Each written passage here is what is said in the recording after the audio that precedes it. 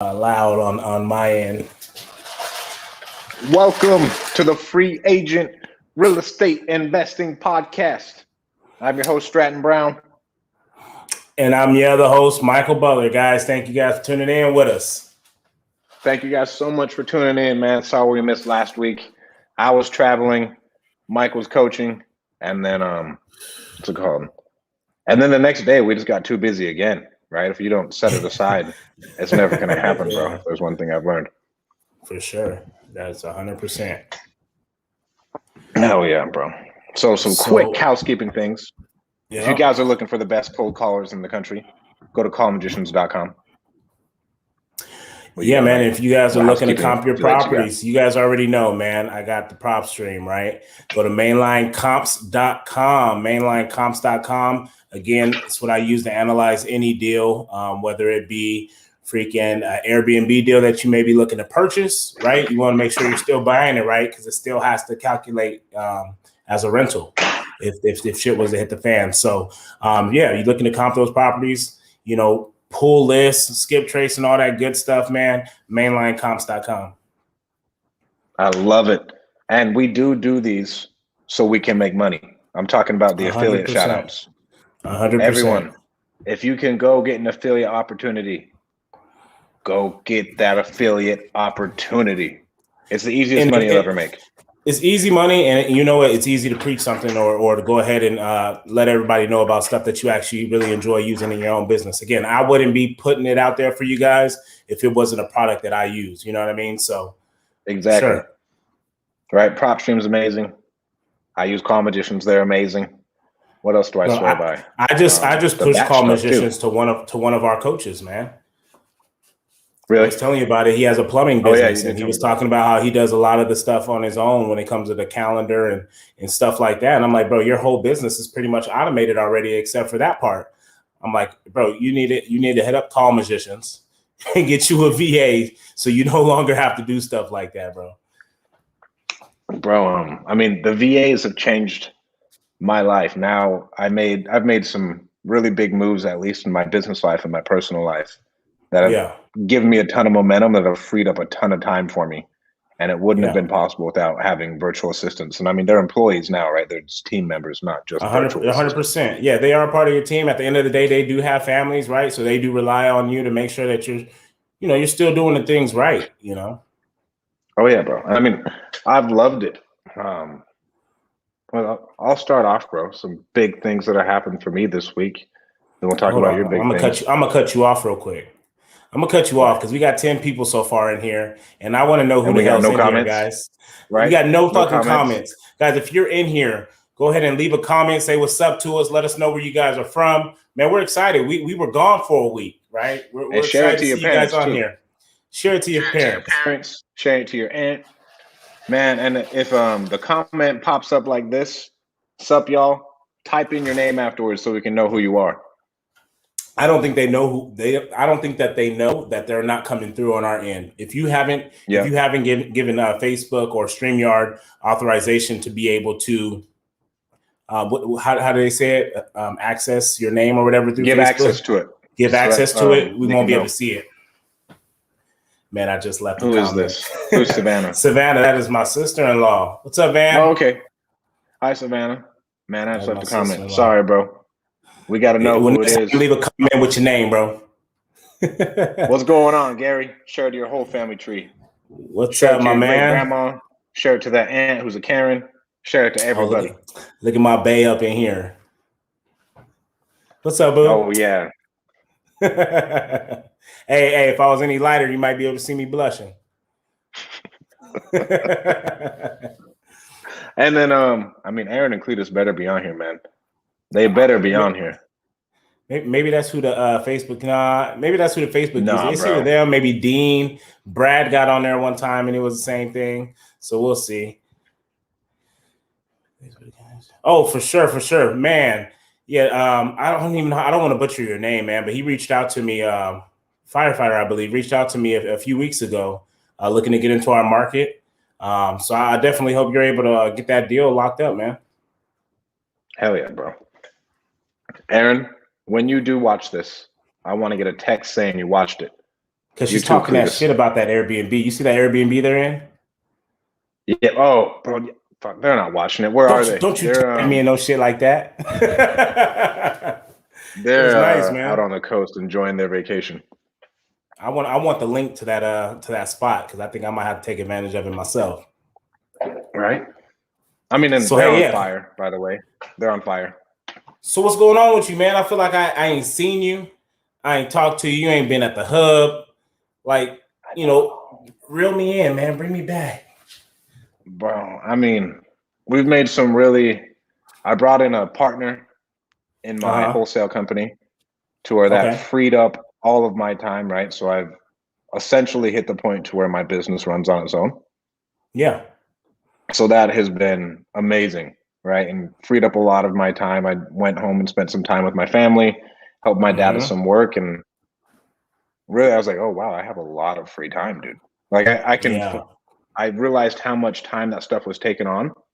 And so I can now put that into the other businesses and really more time for me to think, bro. I feel like most of our jobs now is to sit here and think, and what else can we do better? How can we eliminate bottlenecks, shit like that?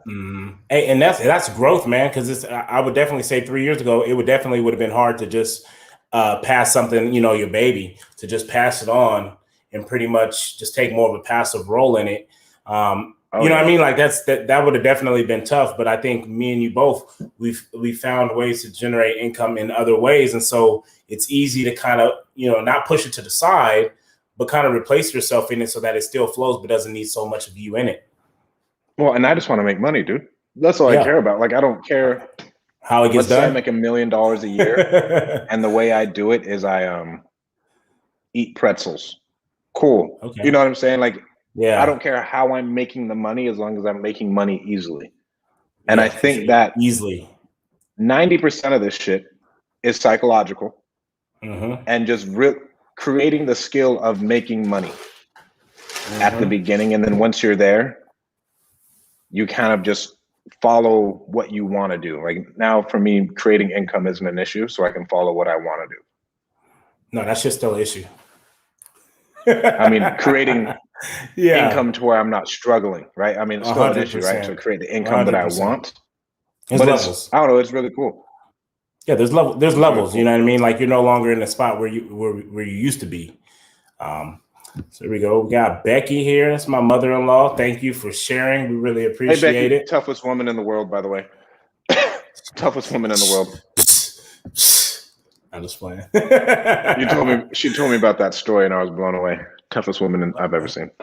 Which one? The one of her giving birth to your Savannah. Yeah, because Savannah got a big ass head. That's probably toughest woman alive. I don't want to put a business out like that. But like, no, Savannah got a big ass head. What else is going on? Call Magicians is blowing up. Yes. To where, and that's really running on its own too. Obviously now for me, it's like more business relationships that I can put together. More people that you can help out and stuff like that. And then high level management. And really, I talked to like 4 people. Yeah. Did my guy ever give you a call? Your guy never gave me a call. No. Okay. I know he was on the road today, so I sent it to him late. Oh, bro. But I'm in what is it? Where am I? North Carolina. Yeah. I'm in North Carolina for a self-storage mastermind. Kalani found him. What is it? The Storage Rebellion. And it's crazy, bro. I met 2 dudes, both doing 90+ deals a year, who shut off their business last year. What do you mean shut it off? They turned it off. The wholesaling business? Unwound. Yeah, the wholesaling business. Unwound it. They're like, I'm over it. Unwound it on? And one dude sold it off to his partner. Okay. And sold off all rentals to his partner, and then they're going into this. And the other guy, which is a pretty massive dude in our space, and I'll tell you about it afterwards. Yeah, for sure. Tried giving it to a COO. His COO said he didn't want it, so he just stepped off. It was already unwinding because of COVID. Yeah. And now he's like, bro, I didn't like it anymore, and just like it was the best decision I ever made. It's crazy. Well, and both of them are doing 90+ deals a year, by the way. Yeah, but like, see, they found a way to they found a way to make money easier. You know what I mean? I feel like when you get into wholesaling, you get into wholesaling because you need to make some money, right? You're looking to change your trajectory of kind of your life or just your financial status. And then once you get into it, man, you make a couple good investments with the, you know, it's fast money for the most part once you figure it out. And so once you make some pretty damn good, you know, decisions like you guys did with Call Musicians, right? That ends up turning out pretty damn good. So the wholesaling side of it it's almost like a jump start to finding wealth. You know what I mean? To other things, right? When it teaches you amazing skills, man.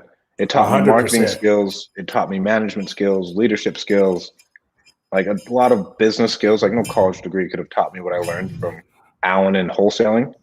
No, for now I can take all those skills and monetize them and put them into other things. Agreed. And then, but still at the same time, like the wholesaling business is still running, bro, and it's still bringing me cash. It's just easier now. Bro, can you hear that? Yeah, what is that, a cowbell? No, it's my dog behind me eating out of her bowl, and it's her freaking dog tag hitting the bowl as she's eating. She's a beast back there, man. Grubbing. Oh, and then, I do have a crazy story for you that I'm super excited about. A dude started self-storage last year. Okay. He bought 7 facilities. 7. You know how he did it? He would wholesale 2 of them and keep 1. So he'd use the wholesale fees from the 2, use it as a down payment, and then move on. That's what he did. I've heard of people doing wholesaling storages. Freaking, they're building one right here, right by my house again. Freaking Daryl's is popping up everywhere, dude. It was just a big old vacant lot. Next thing you know, they just finally broke ground on it, and freaking those things are going up fast. It's bananas, bro. But yeah, so that's going on with me. Some bigger business moves. Amazon. So tell us a little bit more about the self-storage though, because I mean, obviously you're getting into it. I don't know if that's of interest of other people in here, because again, it's kind of like a niche, or a niche. So what exactly does that look like? Like how do you go about finding those type of deals? What is the typical profit of owning self-storage? And what separates it when it comes to like wholesaling? Like what would you say the biggest difference with that business is? Because it's more passive? So the way I'm going to find the deals, right? We're already sending out mails. But I think I'm about to pull every single storage facility in America and then just put my call center on it and call it a day. And generate. And that's going to be a whole lot different than cold calling wholesale leads, because now you're talking about residences, you know what I mean? And so when you talk about just self-storages, you're not pulling as much data. So it can seem like it's a lot because you said nationwide, but it's not like you said, it's not as much basically. Right. So it's not nearly as much.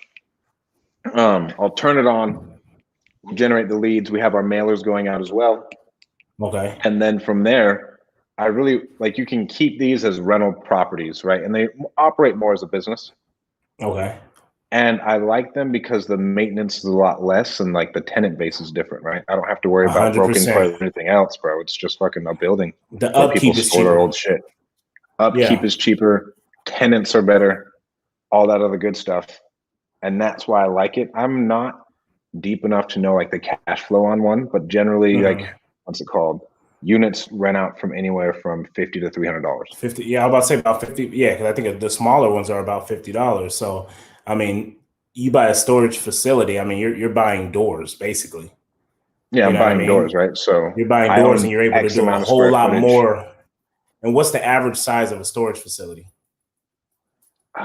They tell you not to go really smaller than like 10,000 square feet. Okay. And then I don't even know how many units that equates to, honestly, bro. I feel like, I mean, it's damn near an apartment building if you look at it at that point. Yeah. Because you figure apartments, right? There's a whole lot more upkeep, right? You're looking at a whole lot more upkeep and just maintenance and all that stuff, right? So that's going to eat away at a lot of those profits. So you can be like, oh, well, an apartment can make like $1,200 a month. But it's like, how much does it cost to maintain those apartments? Whereas a storage facility, you may be getting 50, and that's on the low end, right? I would say really average, you're getting about $100, $150 a door. So now you got all these doors. We know that there's more than 10 fucking doors down one row on one side. You know what I'm saying? So fuck, I like that. Right. So it's no different than multifamily as far as like evaluating it based off of rents and everything else. Yeah. And then less upkeep. And generally, from what I know, is everybody's buying at about a 10 cap, as to compared to multifamily, like especially in Fresno, bro. That shit's trading at like a 5 or a 6, if that. Trash. Right. Super trash. So that's what I like about that. What else is different? And then less leads, right? If you do 4 storage deals a year, Yeah. you're doing good. Yeah, right? Like you're doing really good. Yeah, for sure. You get one of those, man. And It so probably that's takes over kind of your wholesaling business for the most part. right. And it's slower. I was Yeah. talking to the dude who shut it down, who's doing like 90 deals a year. He's like, bro, I like it because it's so much slower. Like it just, if we don't call a seller back in time, dude, it's fucking over in wholesale. You're not losing it. Yeah, you're not losing that lead. Right. You're not losing that lead toward these guys. It's not really like that.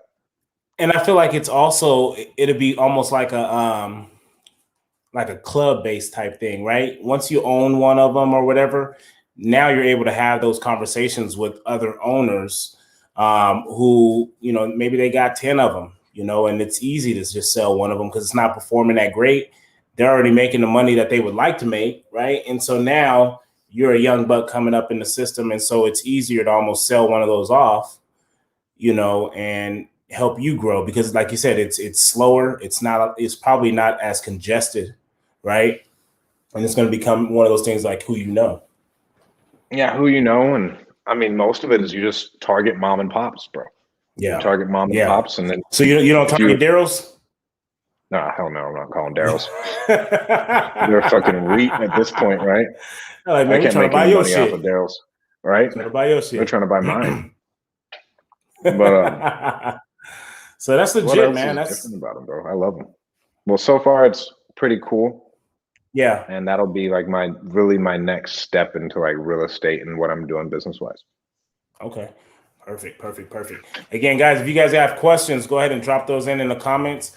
We go kind of how you guys go. For the most part, me and him, we just have our conversations, man, and we feed off of you guys. So if there's something you guys want to talk about, something that maybe you guys have heard and you want a little bit of explanation on, whatever that may be, feel free to drop those comments in there, put your name in there so we can, address you as we answer them. Yes, just a minute ago. Damien, let us know if there is anything else that you want explained. And I mean, you, bro, with your two, huh? No, go ahead. You're killing it with the Airbnbs, bud. Doing real good. Yeah. Nice little profits. It's nice little profits, dude. Finally, not finally, because we've been profitable on them. Like I said, they've been good since we've had them. This month, we pretty much just fucking killed it. Like that was insane. Again, we run our numbers based off of being able to make about $1,500 a month on them. We knew just based off of if we did a little bit better at a certain price, we'd be around 2. And then the fact that we hit about 23 and we still got about 4 more days left of the month that's not booked right now next week, I think. So, yeah, man, it could turn out pretty goddamn good. We're excited about it. Right. Well, and I mean, $5K a month, bro. Yeah. It's not something it's not something light, you know what I mean? But well, think about how many single families it takes to build that up. No, for sure. Right. For so sure. If we're $300 a door is generally what you're going to get, right? Yeah. So we're constantly looking for the next project. Again, as you see, I post the content, man. I put it out there. And one thing, I actually called a sign that was posted yesterday of someone selling a home, and that's just kind of how I do it, right? I reached out to him. It was an older gentleman. I was like, hey, you don't consider, why you selling it? He's like, I'm probably going to move out of town. I'm like, you kind of know the answer for it. I'm just like, you haven't considered renting it out. And then of course he's just like, I'm getting old, man. I don't feel like dealing with it or dealing with tenants. You know what I mean? And so that's when I swung the pitch at him, and he told me, he was like, he's like, I'm gonna have to sit and think about that one for a little bit because it almost sounds too good to be true. And as good as that sounds, it's actually like one of the number one objectives that you get. And so that just brings a question in my mind, like when it comes to homeowners and they come, people who have other rentals and stuff like that, like what do you really have to lose if we're talking more of an arbitrage type thing, whereas I'm renting it from you and I'm fully furnishing it and I'm renting it out, renting it out from you. It's just about as passive, right? You still get your rent. I could typically pay you a little bit more than what you would get maybe Section 8 or what you'd get from your typical renter. Your property is cleaned, deep cleaned every time someone moves out, every time someone checks out, right? So you're looking at probably 8 times a month. And so it's one of those things, the upkeep, right? We got a standard that we got to keep for our guests. At the end of the day, it all comes back to your brand. It comes down to who you are. It takes a lot of work to start building your status on the Airbnb platform. And so I'm never going to, want to lose that credibility by letting someone run down your house. And so, so I had sent that question out today, was just like, what would be some of the reasons of why a homeowner wouldn't want to list their home on Airbnb? Right. What, bro? It's sellable. It's something I didn't know when I was talking. Yeah, bro. I heard. I heard about that. I heard people building out the full teams and then selling the business, bro. Like that's crazy. But I get it. Crazy. I get it. You get someone who's making $30,000 a month, and you go ahead and you sell that business or that structure or the entity in itself, right? Because that's how we're signing these lease agreements with our entities. And so you go ahead and sign that. You go ahead and sell that for $1 million. Typically people will buy an apartment buildings or, stuff like that for, you send around $1 million, right? And what's that typically going to get them a month? You say, if we're looking at a 10 cap, what is that, like 10 grand a month? If you spend $1 million, you aren't making 30K net a month. You get what I'm saying? So what keeps an investor from saying, hey, you already built out the system, bro, you would throw $1 million at it all day, all night if it's bringing you $20,000, $30,000 a month. Right. Well, and you can, now it's fun because you get to start thinking about how can I buy more? Like, how can I buy other entities? Like, how can I just add on to my cash flow? How can I build out this company? Do I want to become a massive property management company? That's some things like we're thinking about with Call Magicians. That's almost what it is, bro. How can I buy up all these other companies? You're just, it's another management company, bro. It's another management company. Well, the number one way companies grow is by acquiring. Right? Like most companies just acquire. Like Amazon's acquired so much stuff over time, and that's why they're so big. Yeah. Right? And so if you're just like, and think about that other company who's buying you. How'd they get there? Like, they didn't just get there for no reason. They're buying you up, and they're buying you up. Hey, you know what? And it's funny because it just comes to my mind right now when we talk about building out teams and stuff like that, and we talk about Call Magicians all the time, right? One of the biggest things with Airbnb is managing the requests, the inquiries, right? The conversations, making sure we're leaving those reviews. All those things can be done with a VA. All of them. Kyle has 2 VAs. Okay. Kyle has 2 VAs and an assistant.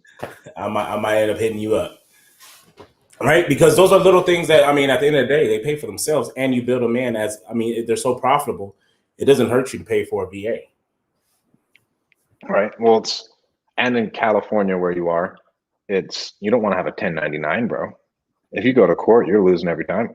You're losing every time. I don't care what nobody says. You're 100%. They'll find that's kind of where we are right now. I've actually been, picked up a little bit more in Clubhouse, right? We haven't talked about that in a while, but Clubhouse is turning into something that's actually pretty freaking legit when it comes to me learning a little bit more on Airbnb. There's people there, they do it internationally.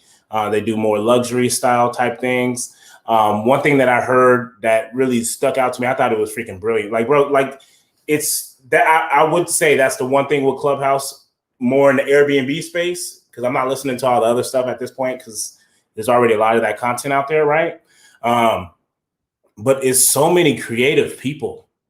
It blows your mind when they talk about kind of what they're doing, and you're just like, damn. Like someone talked about, and I think it'd be a little bit harder, here in Fresno, but this person was in Seattle, and so they have a lot of luxury homes, right? That sell for $2 million, $3 million, right? These homes are sitting, waterfront homes, and what typically happens is because these homes are so expensive, your buyer pool is relatively pretty small, right? Mm-hmm. And so you have these listings, these $2 million listings that just sits on the market for 2 months, 3 months, 4 months, whatever it may be. And so this person's strategy was pretty much approaching the listing agent and saying, look, I got a great opportunity for you. we'll rent it out from you, Bro. or we'll manage it for you, right? It helps the listing agent because now you're getting the property more exposure, because what's the person going to do when they come rent it out as an Airbnb, right? When they book it as an Airbnb, they're taking videos of it, they're posting it and stuff like that, right? And then it's on the market. And so all it takes is one person to be like, damn, where was you staying at? I like that house. And so it benefits the homeowner, because right now you got a $2 million house that's sitting vacant on the market that's not making you no money. And those things are rent out probably $2,000 a night. Bro, so now you're able to go ahead and throw that shit on Airbnb. You're able to make the homeowner some money. You're able to, you're not really cutting the agent out. They're still going to get the home sold. You're actually giving them more exposure. So there's a value part of it. And now here you come in and manage this freaking $2,000 a night listing, and you're going to make money off of it. You know what I mean? And so one of the questions that came up was just like, if the property was to sell, how does that work with the lease? And it's one of those things where it's just like, if say, we're in March right now, the home sells, but we have bookings up till mid-April. Well, that's pretty much, the contract will state that if you have days that's already booked, you're guaranteed to be able to at least finish out those bookings, and then they can sell it. Freaking great. That's so smart. It's awesome, right? Crazy. And then the people who can spend $2,000 a night, that's typically viewing these or staying in these Airbnbs, they can buy it. They can probably buy it. So how dope is it if you're a buyer that you can go stay in it one night? Yeah. And if you like it, you freaking put in an offer. Right? Like, how do I like this? Let me book it. let me live it, right, bro? Like, let me live in this for a little bit first. You know what I'm saying? Amazing. Like, so when I heard that, bro, I was just like, this shit's phenomenal, bro. So just listening to all these people and just how they've been able to be strategic with this type of marketing or in this type of, just business strategy, man, it was crazy. How is the clubhouse of Airbnb? Is it as nonsense as the clubhouse of wholesaling? No, because I don't think it's no, because it's not so much ego stroking. You know what I mean? It's one of those things like everyone kind of just has their niche, and there's only so many things, right? You can co-host, typically manage. You can arbitrage it, or you can own it and put it on Airbnb yourself, right? And so it's just nice to see everyone's strategy is different. Everyone's conversation with homeowners are different. So it's just dope to see how people structure those businesses and how they've been able to be so great at it. It was crazy. Kyle gave me some shit about it because I was listening to one. Matter of fact, it was that one, and I had a question on it because, again, like, it blew my mind, bro. So, I raised my hand, asked my little question, whatever it was, and we're just talking about it. Next thing you know, like, I get asked to be a moderator. So I'm like, I'm like in the Airbnb space, like, what I mean? Like, I'm pretty familiar with what I'm doing, but, in no way, these people that are on there, man, they're freaking killing it. You know what I mean? And the one thing that they took interest in was the fact that I wholesale. And they were like, really? but when you look at it, right, they're typically buying them off the market or they're co-hosting, whatever it may be. That's true. And we know how to find deals at a better price. Yep. So now they're saying, wait, so a lot of the stuff that you do would actually be great in our space because you're able to find deals that a lot of us can't. And I was like, damn, talk about value, right? And so, yeah, that was pretty dope, man. Well, it's a skill that you've learned, right? Where you can just turn on the machine, bro. Like, how to build the machine, how the machine works. So you can just pick. I can take the machine anywhere I want in the world. Anywhere I want. I know how to find deals. Turn it on. I know how to find deals. So someone reached out to me today about he wants to start marketing for Airbnbs. And he was like, how do you do wholesaling? Like, how do you pull the list and how do you get in contact with some of the owners? If I'm like, bro, this is crazy. Like, literally my everyday world literally just transfers into the Airbnb space. And so then I was like, man, I don't know why I didn't even think about it. I need to go pull a list and I need to just start sending some mailers because it's a whole lot different. Now I'm not asking you, hey, your house looks shitty. You thinking about a cash offer on the home? You know what I mean? Like, it's no longer like that. You're sending a postcard, hey, my name is so-and-so.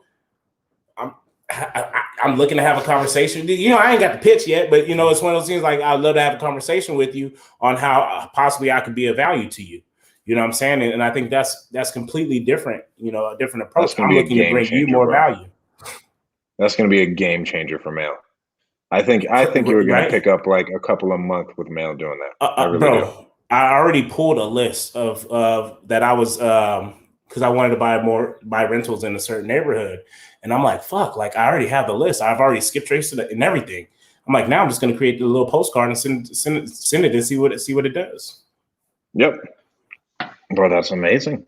Like there's someone in my neighborhood who owns like 3 houses back to back to back. Don't stay in them though. Really? Yeah.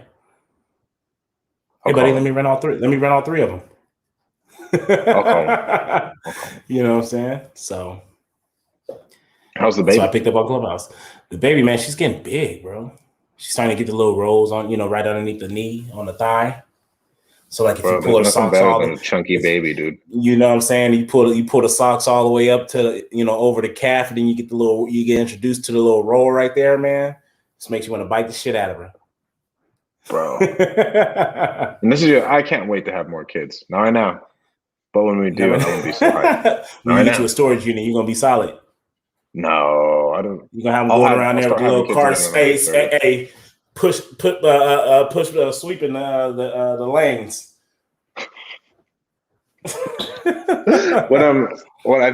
When I'm like 30, I think we'll start to have kids. But like I cry when I see pictures of Zeno as a baby.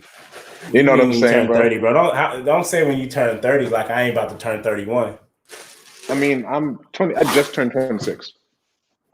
Fuck. So I got 4 years to hammer down. What I would say, the one thing that I didn't like about like I'm the oldest. Me and my wife, we're both the oldest, and I'm the oldest by 8 years. And so I say that only because it does, bro. It sucks. Like I'm the oldest of 5 or 6. I'm the oldest of 6, and I'm not really. I mean, you know, I love all my siblings, but you aren't that close to them. Like we're not that close because we're just in different times. Like I got 3 kids, bro. I'm married. Like they're turning 21, 22. You know what I mean? They turning. My brother's hitting me up like, "Hey man, I'm like, what you doing?" He's like, "I'm about to go out." I'm like, "Bro, it's 11." I'm like, "Bro, I'm tired, and you just told me that, and I got tired." You know what I'm saying? So we're just like in different times of life, so we're not really relatable. You know what I mean? I seem more like the parent. I'm more like the parent. You know, my brother wants to go out and buy this car, and I'm like, he's like, I ain't got no bills. You know, I got that. I'm like, bro, but what happens when this happens? What about when this happens? You know, have you figured this out? Like, yeah, I mean, you got money. I get it. You know what I mean? Like, I'm just like, fuck. Like, don't let me rain on your parade, bro. I mean, but it's good to have someone there who's not a parent. You know what I'm saying? To where like, it is like a big bro thing. Like, bro, let me explain it to you like this. Yeah. If X and X happens, what are you gonna do? Think about what you could do if you had this money. You could put it somewhere else. Yep. Right, to where a lot of people don't have that person in their life at all. Yeah, right? That's like the number one problem in our community. And his thing was he was going to sell a car. He was going to sell a car, and he was going to buy. He was going to use the profits that he got from that car towards the new car, and then he was gonna he would only owe like a certain amount of money. And I was just like, look, you can still sell that car. You know, at some point you'll still be able to make at least this on it. If you put away that payment each month, you'd be able to go buy that car, you know, by the end of the year. And he was like, you know, I'm like, what do you mean? I'm like, you don't really want that car then. You know what I'm saying? You don't really want it. I literally just gave you a plan on how you can buy it at the end of this year. But there's something, not having a car payment's nice, right? Especially like when you don't have assets to pay for it. Yeah. Right? Like you have assets to pay for your liabilities at this point. Like I have assets that can pay for my stuff. But if you just have a car note for $300 to $500, bro, and you have a regular job, that's a lot of money. That's a lot of money that's going out the window. Where if it's just paid down, 100%. You can live it. You can save that cash away to put it into something else that's going to bring you a certain amount of money a month. Yep. I think I talked to somebody today, or not today. I talked to someone a few days ago And they were saying how they stay in like a condo. They're single. Like I stay in a condo, man. Like, you know, 1 bedroom. I'm like, bro, if I was single with no kids, I'm like, I'd be staying in my mom's house because she has like one of those little rooms attached to her garage, like an in-law suite type thing. I'm like, I would be in there, and I'd walk out of that bitch a millionaire.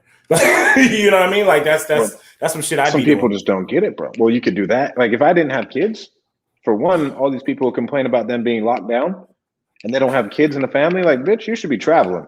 You should be everywhere. Hey, there was some animosity in that one right there. That was it was a little anger in there, man. Bro, what? Like, I don't know why. Like, you should be traveling.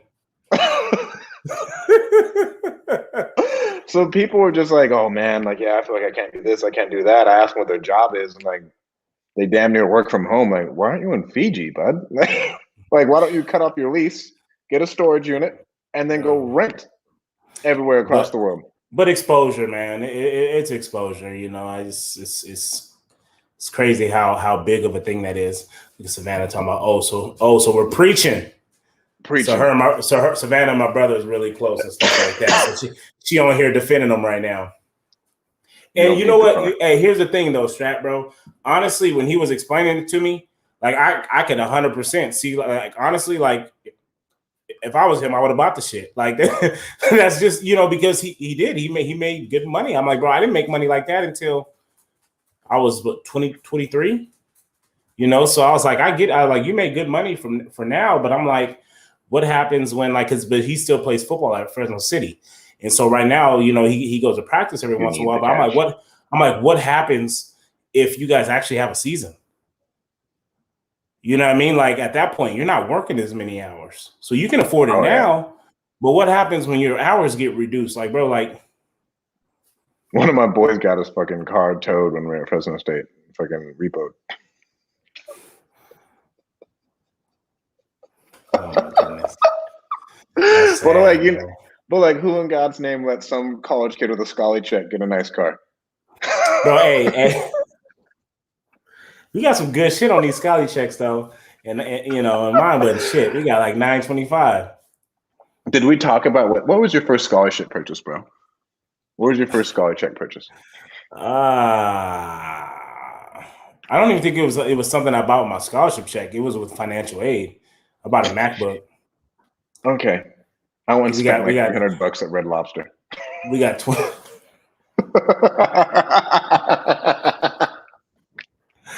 Bro, we got 27. We got 27. It was a 27.75. I specifically remember it every semester.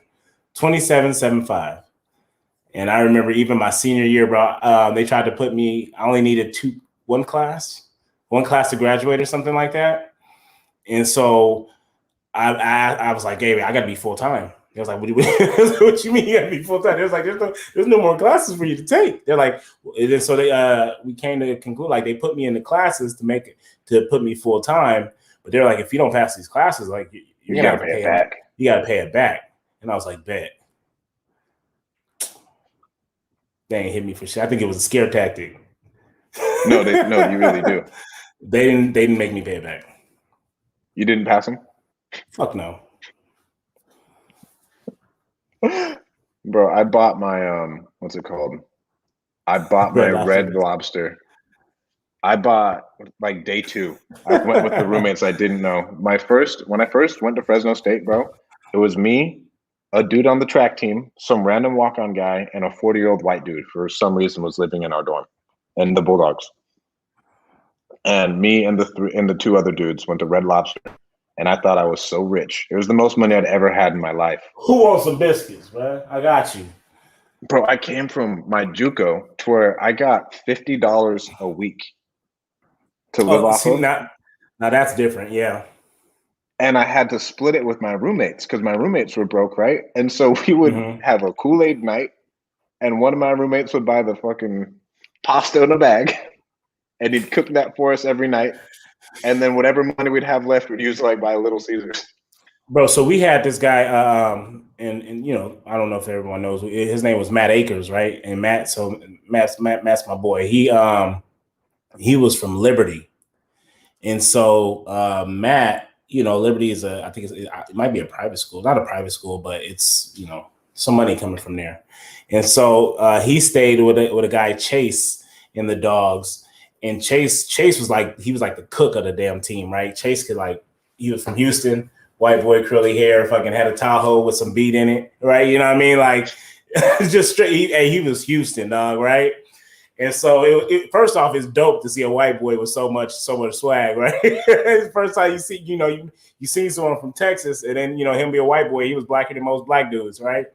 And then so he stayed with Matt Akers, and Matt Akers' mom used to come down like once a week, and she would bring trays of like enchiladas or like lasagna, or like she'd cook for him, and she'd drive down to Fresno, stock up his refrigerator, and so like that became like a thing where it was like, in the dogs, nobody locks their doors. Right, you just walk into everybody's apartment, you know what I mean? And we knew Akers' mom hooked it up every week. So at that point, you didn't give a shit if you had money left over, because somebody had food, dog. You know what I mean? Like that's just, it was like a community type thing. Nobody had money, and we all had food, bro. I mean, it shows you how to somewhat budget, and it showed me how to, like, when I was really struggling when I was first starting in business. Yeah, I was like, okay, bro, like I've been here before. Like I have been broke. Like at my junior college, bro, boy, was I like broke to where the only difference was I had my son with me. I was like, all right, bud, you're gonna start to learn how to live hard real early. That's crazy, bro. Chase had the Carter 3 buffer. He sure did.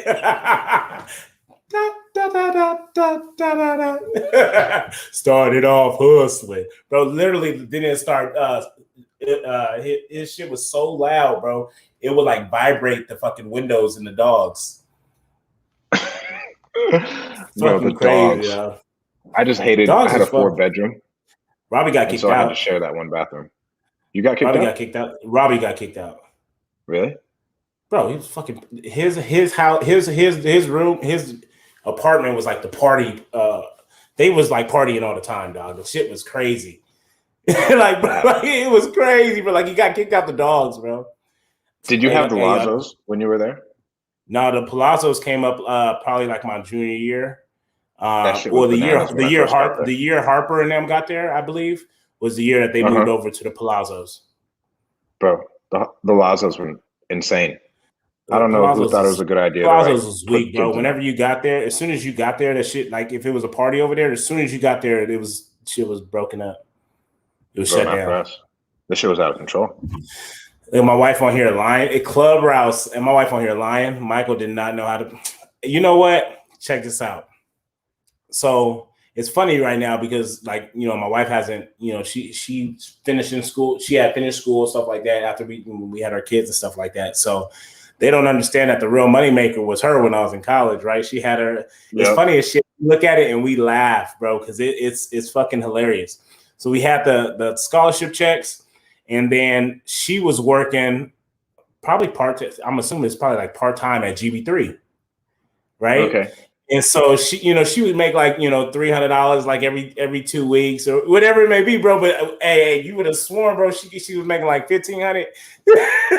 That's what it felt like, right?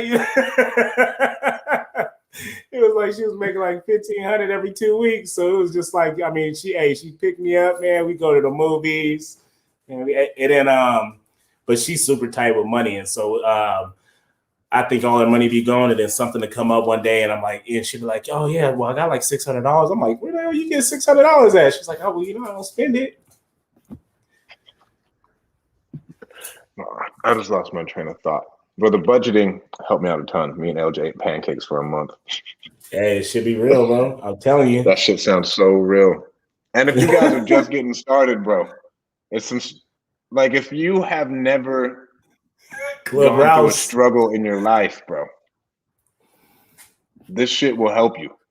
I'm like the struggles will help you, right? If you've never had to overcome adversity, if you can at least overcome adversity early, later in your life's going to be a little bit easier, right? Like I'd already overcome at least being starving. Bro, and not me and my wife, we went to Vegas with some friends just before we had kids. We went to Vegas with some friends on $350. What? Crazy. crazy, bro. And we had a hell of a weekend. Because what do you spend most of your money on when you go to Vegas? Drinks. When you're young, bro? Huh? Drinks. Well, I mean, or strippers. Obviously you pregame. Obviously you pregame, right? So we pregame like a motherfucker. And then what did we do? We freaking so to get into the club, right? We knew that chicks got in free, right? Dudes had to pay. So me and my boy Law, he was working at Club One at the time. So he'd freaking put in $10. I'd put in $10. We'd go play blackjack with $20, and we would walk away at like 120. So we'd walk away with our $60 to get into the club, and then we'd go to the club, and then the girls, they go dance with, they do their own thing, right? At the end of the day, I ain't trying to brag or nothing, but my baby look good. So at the end of the day, I'm like, hey, if you end up in a VIP table, like, hey, I ain't tripping. I ain't tripping. That's one less drink I gotta buy. Bro, I swear to you, not 10 minutes into the club, like her and our friend Elena, they sitting at a table, they're like, yeah, right, we're like, yay. Right, they sit there drinking their drinks, bro. So now me and Law, we buying our drinks. And then we leave, we go to like the McDonald's or Chipotle or something right there, bro. And we would stay for like 3 nights. We stayed for like 3 nights, and finish, bro. I got a story for you. And I would remember at the last day. I remember we were looking at our bank account. I was like, oh man, we saved a lot of money, right? And my cousin Lanye Miller, he had told me when I had went, he was like, hey, get a French Connection. I was like, what's that? He was like, it's like a cognac. They put in like a little cup with it on the rocks. And so I went and bought me and Law one because I had some extra money.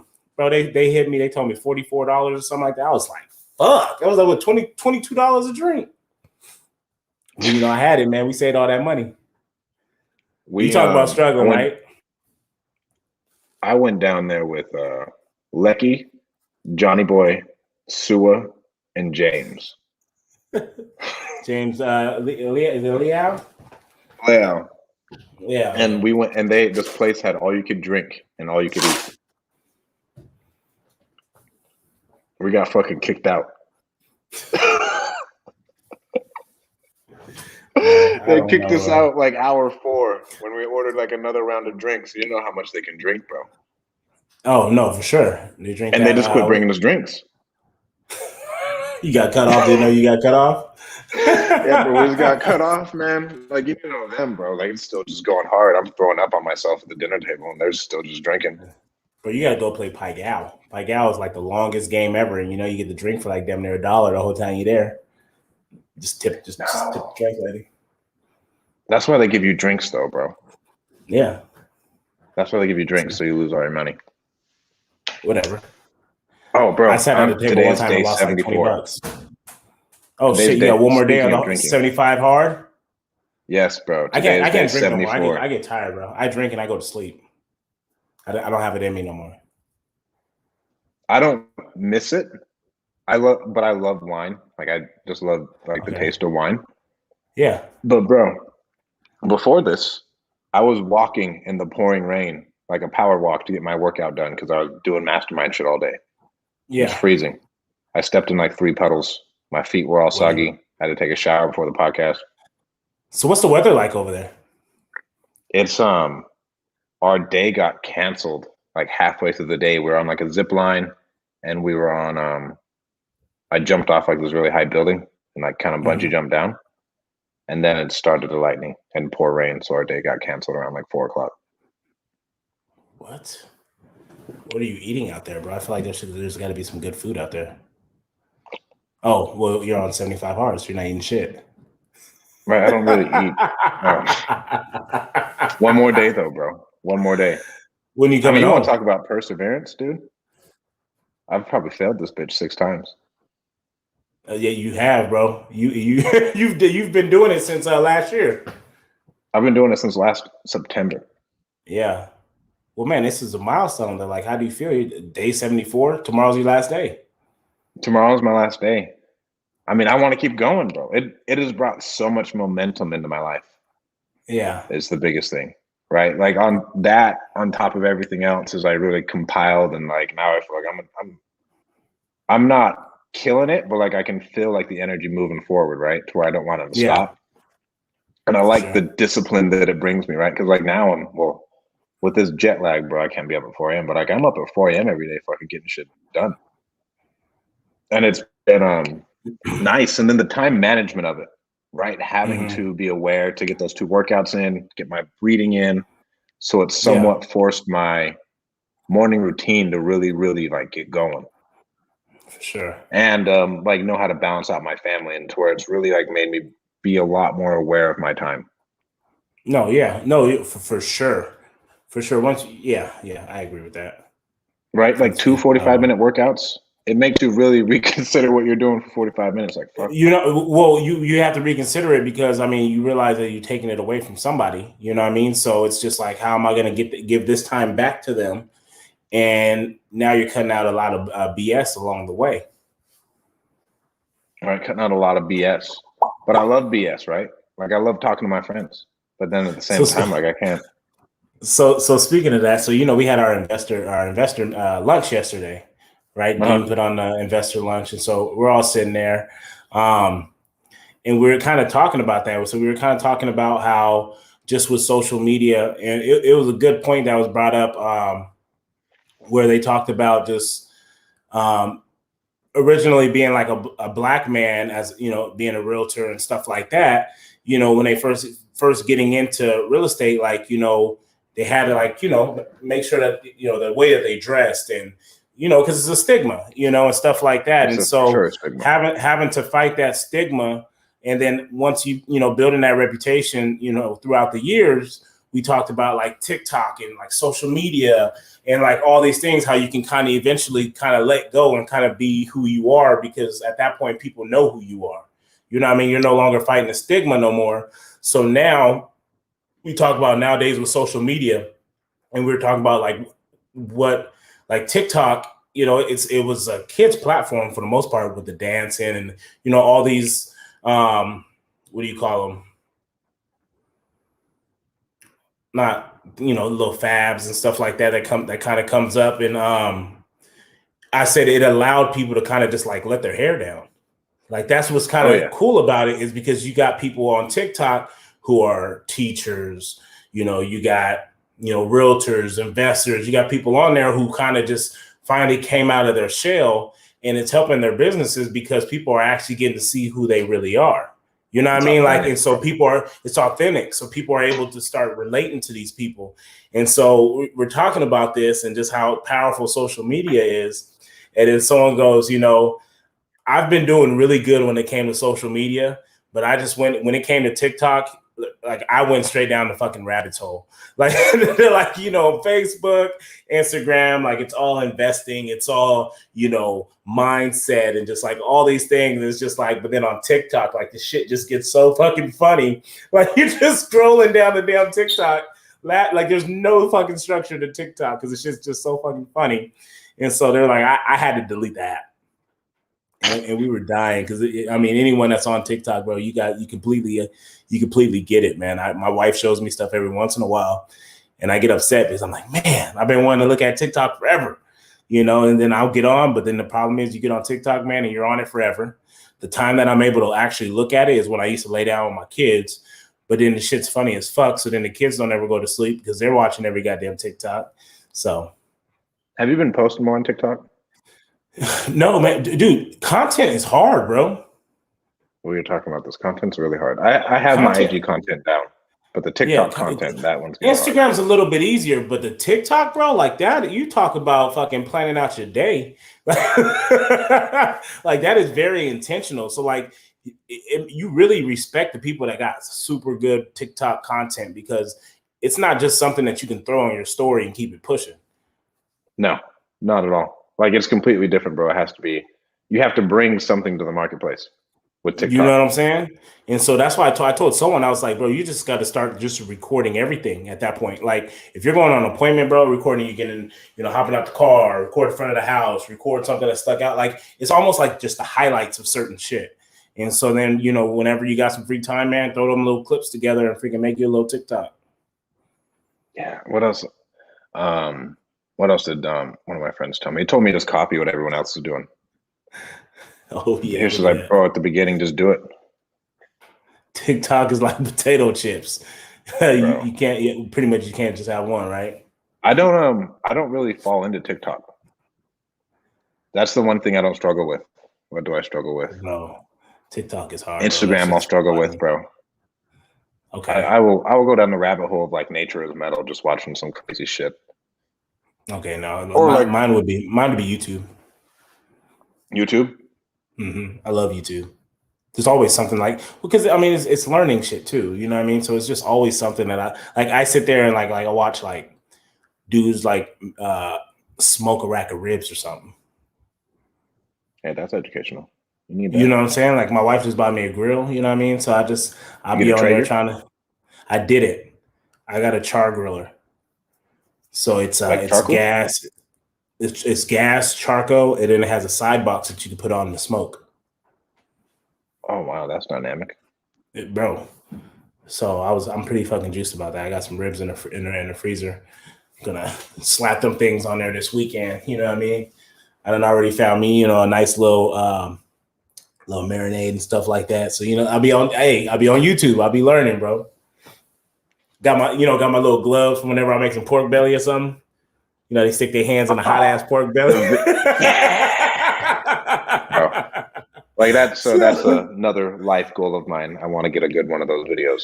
I really do. Like that's a life goal. Dig in there and just pull it. You know what I mean? Like, whoa. So that's just how I look at it. I can't be the dad that don't know how to grill, bro. I got to hop on that grill and be able to put in work. I want to have the video where I have the knife and I go to cut it and I'm like, nah. And I grab it and then I pull it apart, bro. See, that's a nice little TikTok right there. You know what I'm saying? What so does my TikTok have to follow a niche? Do I have to be like just real estate investing, or can I bounce around? I mean, because people got to know what they're getting from you. You know what I mean? Like no one wants to. Like you think about kind of like what you watch on TikTok. Like I'm not watching someone that's fucking going around. 1 minute they're fucking selling cars, the next minute they're freaking doing toy review, like whatever it may be. So it's like Instagram, bro. You want to be consistent, and people are gonna follow you because of the content that you post. So like if you're just somebody that's fucking funny, like bro, like I'm gonna follow you. Like there's a lady on there, there's a girl on there who talks about like black families, and not in a bad way, but just like how just the demeanor of like the parents, the old folks, like, oh, you just got that car? Yeah, it looked good. Just how they talk. And I'm just like, it cracks me up every time because it reminds me of my parents. And so like I love following her page because every fucking video on there, I just be dying. And so yeah, you gotta have some type of niche, bro. I'm about to pay for followers, by the way. I'm gonna announce this to everybody. Okay. I just want the swipe up. bro. The swipe up, it's that's everything, bro. It's worth the engagement. 100%. I agree with you. Because everybody, you lose people. You lose people. Hey, go hit the link in my bio. They're like, I ain't going to hit fucking no link. I ain't going to your bio. Like, bro, right? Swipe up. We'll just swipe up. So there's 3 reasons. Number 1, the people who would have followed you if you had 10,000 followers don't follow you if you don't have 10,000 followers, right? So it helps that. Yeah. And that's like an actual thing for whatever reason. Like they think you're popping even though they know the followers are fake. We all know the followers are fake. Yeah. Everyone knows the followers are fake. Your content ain't that goddamn good. Right. It's not, bro. Number 2, the swipe up. Honestly, number 1 is the swipe up, to where I just want my actual followers to be able to engage with me more. That's all I care about. Like be able to like swipe function, up, bro. That's a huge, and you got to be at what? How many? You got to be at? Is it 10,000 followers? Like fuck, bro. Like 10K to get a swipe up, like that's crazy, bro. Because at first everyone had it. Really? Everyone used to have it. Because I remember one time I tried to use it before, and I was like, "Whoa, like it's just not working." And then you push the little link thing at the top, but it's like something completely different. But yeah, so everyone used to have the swipe up function. So in the next week, you're gonna see that I have 30,000 followers. That's why. All right. I'm not trying to hide it. Well, let me know. I'm gonna get out in front of this. I'm gonna get out in front of this. Well, that's why everyone had hopped on TikTok on Clubhouse so early, so they can get more followers. So they can get more followers. It's a new platform, right? You get as a moderator. Exactly. So it was all like a marketing type thing, bro. Like it's and I think that's why so many people it turned into like an ego stroking type thing, because it just if you were a moderator, it was like, let me air out all my shit right now, so whoever's in this room can all follow me. Right. Like, so it wasn't even like a flex Elon on Musk, others. Right. But it's, it wasn't even really about, flexing on nobody. It was just like, bro, y'all need to follow me, because what's going to end up happening is at some point they're going to be able to monetize Clubhouse. Right. They're going to be able to monetize Clubhouse, and you're not going to have the following, right? The first people who are always on any platform always will make the money. Yeah. Right. The 100%. First YouTube dudes killing it. The first Mm-hmm. Instagram dudes killing it. First TikTok people killing it. Yep. And now the first Clubhouse people are killing it. For sure. I'm paying for the followers. Get out in front of this PR movement. Well, shit, man. Let's kind of wrap it up. We're sitting at an hour. I know we kind of just rambled on a little bit on this podcast, but I mean, this was us catching up. We haven't really got to talk, you know what I mean? So it's been a minute. We're gonna bring on a guest either next week or the week after that, right? And that's so we'll figure out who we're gonna bring on, guys. If you have suggestions on what type of investors or just anyone you would like to see or get some type of value from, definitely let us know. We kind of got an idea of we've had a few people lined up that we were already thinking about anyway. Right. Well, everybody loved Jason. For some reason, they like him more than us. Like, fuck you guys who think that. I can't stand the guy. You know what I mean? Like, shit. Right. But how can you like that dude? You know what I mean? Like, his hair's not that nice. I'm still not nice. I'm still not over Dean fucking being on the damn TV, bro. Hey, bro. Let me get me a goddamn commercial. I gotta get a commercial. Motherfucker shirt. Hey, you want to sell your house? Do you want to sell your house? Do you? Again, nice ass. I'm gonna get a perm. I'm gonna do. You gonna be on there looking like Big Worm, bro. I'm gonna have a cat. I'm gonna got Cat Williams. Mike Zuber. You want us to bring on Mike Zuber? Did we ever bring him on? We never bring him on, but we can bring him on. Go buy his course. Everybody needs to buy his course, by the way. For sure. I'm still trying to get some of Mike's. I'm still trying to get some of Mike's Airbnbs. Not Airbnbs, but some. I know. I know. He ain't gonna give it up. He won't. I think I was just talking about. I was like, he has nothing to lose in that sense. He still ain't doing it. Like, you get paid either way. He still ain't doing it. I know. I get that. I know for a fact. I like beat my head against the wall. I think about it like, shit. All right, guys. Again, if you guys are looking, oh man, I didn't even do this. What do you mean? If you guys are looking for cold callers or any type of VA, go to callmagicians.com and they will take care of you. What you got, Mike? Nothing. I already talked about Propstream. They'll be all right. Mainline comps. Looking to comp some properties. Go to mainlinecomps.com. We're actually in the process of doing our entity for our Airbnbs, man. So we got the logo and all that stuff being worked on, and the LLC getting formed, and we're excited about that, man. Go share with everybody that you guys know about that. Oh wow, I bought the course to let me to y'all. Oh, I love it. I love it, bro. But yeah, man, he reached out to me about it. I thought that was dope, man. Hell yeah. Well, thank you guys so much for tuning in. We'll talk to you guys next week. Did you hear that? Have a great week.